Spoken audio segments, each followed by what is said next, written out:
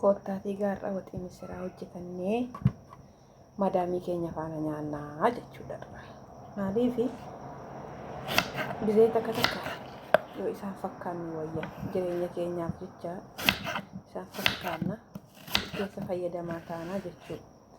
Amma madaamiin koo jiraatii maalan si hojjedhaa jennaani ruuzii adii fi waxii ofii kee waxattu naa hojjedhu jette.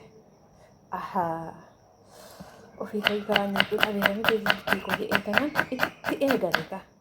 Amma kottaatii nyaannee qopheeffannee nyaannee garaa keenyatti guuttannee rabbii keenyas kadhannee madaamii keenyas eebbifannee biraa deemnaa jechuudha.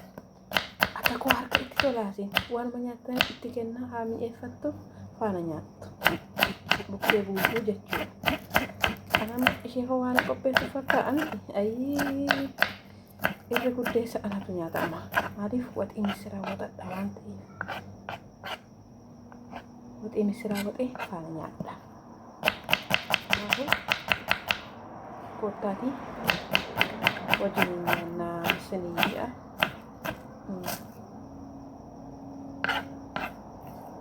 Yoo abbaan ofii iyyee malee ollaan nama hin dirmatu jedha. Ofii keenya bukkee buunee nyaanna.